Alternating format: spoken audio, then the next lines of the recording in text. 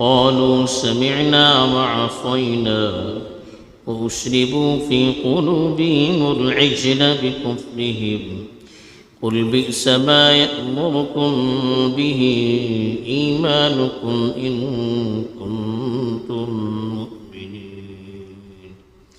الحمد لله والصلاة والسلام على رسول الله من والاه أما بعد. کل جو آیات تلاوت کی گئی تھی اس میں بتایا گیا تھا کہ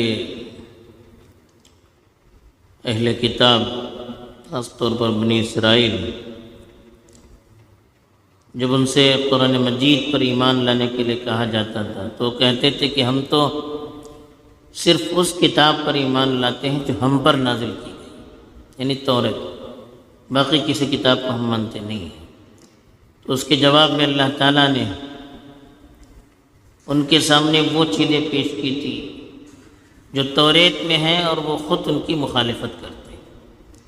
کل کچھ چیزیں بیان کی گئی تھی. اب جو آیت تلاوت کی گئی ہے اس میں مزید ان کی نافرمانیوں کا تذکرہ ہے، یا ان کے قول اور ان کے فعل میں، ان کی بات اور ان کے عمل میں کس طرح سے ٹکراؤ پایا جاتا ہے، اور وہ اپنی بات کا اپنی زندگی ہی میں کس طرح سے مذاق اڑاتے ہیں، اس کو بیان کیا گیا ہے. چنانچہ ارشاد ہے وَإِذْ أَخَذْنَا مِيثَاقَكُمْ، اور اس وقت کو بھی یاد کرو جب ہم نے تم سے پختہ معاہدہ لیا.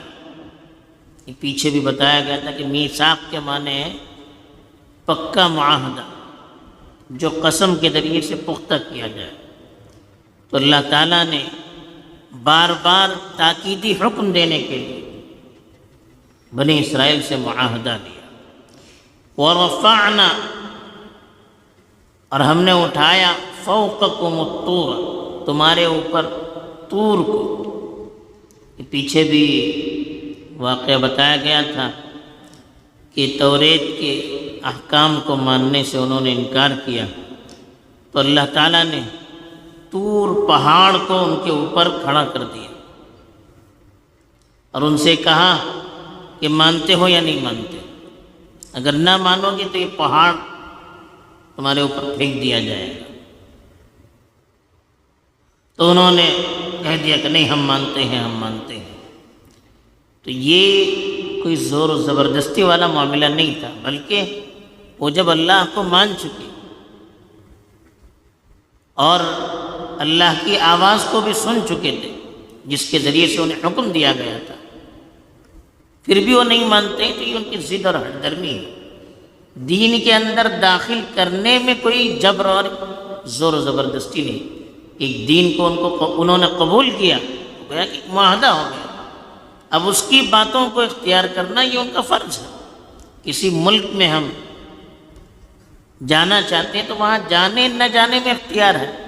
اس ملک میں جانے کے بعد وہاں کے قانون کو فالو کرنا یہ ہمارا فرض ہے. تو ایسے ہی ان کا بھی معاملہ تھا. انہوں نے جب ایک مذہب کو قبول کیا اور ایک کتاب کو انہوں نے مان لیا تو اس کو ماننا ان کے لیے ضروری تھا. اور وہ اتنی ناہنجار، ضدی، ہڑ درم قوم تھی کہ پوری تاریخ اس کی گواہ تھی کہ کیسے کیسے ان کے سامنے دین کی باتیں پیش کی گئی.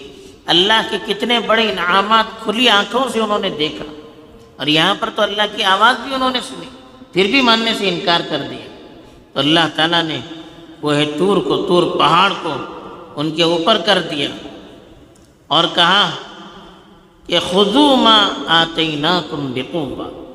خذوا مانے پکڑو، ما آتیناکم جو چیز ہم نے تمہیں دی ہے، بقوت پوری طاقت کے ساتھ، واسمعوا اور قبول کرو.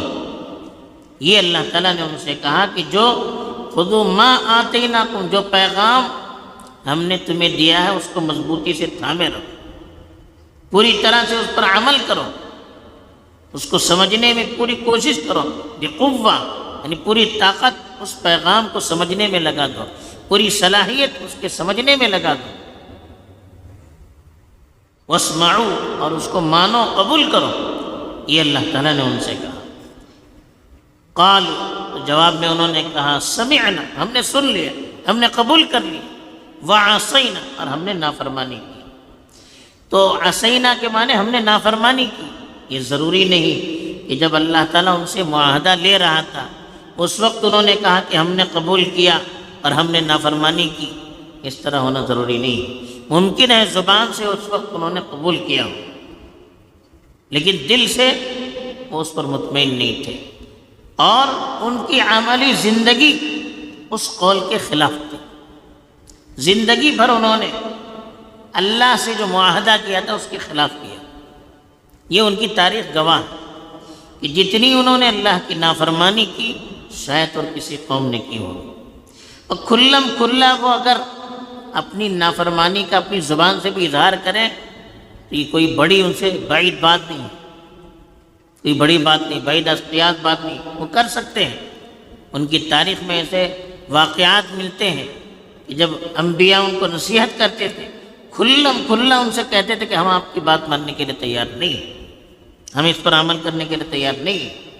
تو یہاں بھی انہوں نے کہا یہ بھی ہو سکتا ہے، لیکن بظاہر جب معاہدہ لیا جا رہا تھا تو انہوں نے اپنی زبان سے تو کہا ہوگا کہ ہم نے قبول کیا، لیکن ان کی زندگی کے اعمال یہ بتا رہے تھے کہ انہوں نے زندگی بھر اس کی مخالفت کی، اس کے خلاف کیا، اس پر عمل نہیں کیا۔ اسی لیے اللہ نے کہا کہ قالوا، انہوں نے کہا سمعنا، ہم نے سن لیا، وعصینا، اور ہم نے نافرمانی کی، یعنی ان کا عمل ان کے قول کے خلاف تھا۔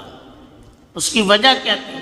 وَأُشْرِبُوا، اور پلا دیا گیا، فی قلوبہم، ان کے دلوں میں، العجل، بچھڑے کی محبت، بکفرہم، ان کے کفر کی وجہ سے۔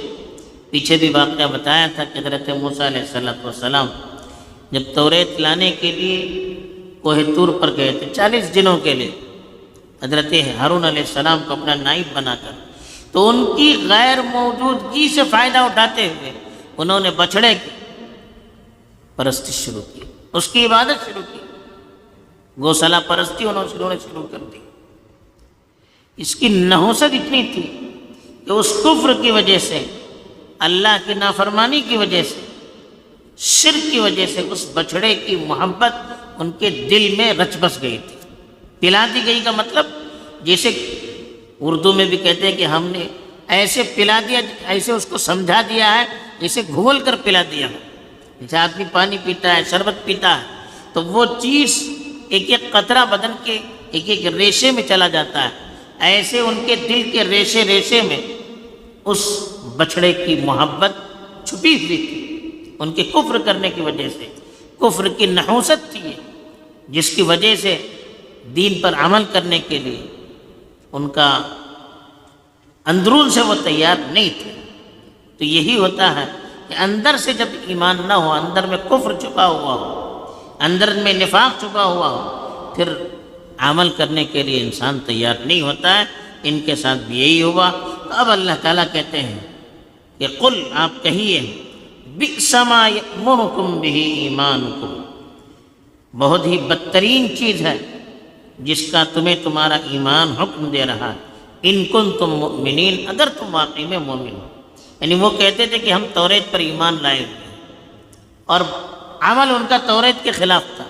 تو اب اللہ تعالیٰ کہتے ہیں کہ اگر تم واقعی میں ایمان لانے والے ہو، ان کا مذاق اڑاتے ہوئے اللہ کہتے ہیں اگر واقعی میں تم ایمان لانے والے ہو، یہ تو جو تم کر رہے ہو، اگر یہ تمہارے اپنے ایمان کی وجہ سے کر رہے ہو تو بہت برا کام کر رہے ہو۔ تو گویا کہ تمہارا ایمان تمہیں بہت برا عمل سکھا رہا ہے، اور یہ کتاب کی تعلیم تو نہیں ہو سکتی، اللہ کا حکم تو نہیں ہو سکتا۔ تو اب ضروری ہے کہ آپ جو کر رہے ہیں وہ آپ کی کتاب کے خلاف ہے۔ تو یہ اللہ کے رسول صلی اللہ علیہ وسلم کے زمانے کے یہودیوں کو خطاب کر کے خاص طور پر کہا جا رہا ہے، اگر تم رسول اللہ صلی اللہ علیہ وسلم کی بات نہیں مان رہے ہو، ان کے دین کو قبول کرنے کے لیے تیار نہیں ہو، تو یہ کوئی تم سے نئی بات نہیں، تم نے خود اپنی شریعت پر کہاں عمل کیا؟ تم نے تو خود اپنی شریعت کے خلاف کیا ہے، اپنی کتاب کے خلاف کیا ہے، اور کہتے ہیں کہ ہم صرف اپنی کتاب کو ماننے والے ہو۔ تم اپنی کتاب کے خلاف چل رہے ہو، اس کے احکام کے خلاف کر رہے ہو، اس میں شرک کی مذمت کی گئی، تم شرک کرتے ہو، غیر اللہ کی پرستش کرتے ہو. تو جب تم اپنی کتاب کو ماننے کے لیے تیار نہیں ہو تو پھر ہم پر ایمان نہ لائے تو کون سی بڑی بات ہے. یہ ان کو ان کے عمل سے آئینہ دکھایا جا رہا ہے. بہرحال ان آیات میں بنی اسرائیل کی جو صفات بیان کی گئی کہ وہ زبان سے کچھ کہتے تھے، عمل سے کچھ کرتے تھے، اور کفر و شرک کی محبت کو اپنے دل کے اندر چھپائے ہوئے تھے، جس کی وجہ سے ان کے اندر ایمان نہیں اتر پا رہا تھا، حقیقت نہیں اتر پا رہی تھی. تو ہمیں یہ بتایا جا رہا ہے کہ ایسی صفات سے، ایسے کاموں سے ہم اپنے آپ کو دور رکھیں تاکہ اس طرح کی محرومی کا ہم کو بھی سامنا نہ کرنا پڑے. اللہ تعالیٰ صحیح سوچ عطا فرمائے، صحیح طور پر عمل کر کے اپنی آخرت بنانے کی ہمیں توفیق دے. آمین. وآخر دعوانا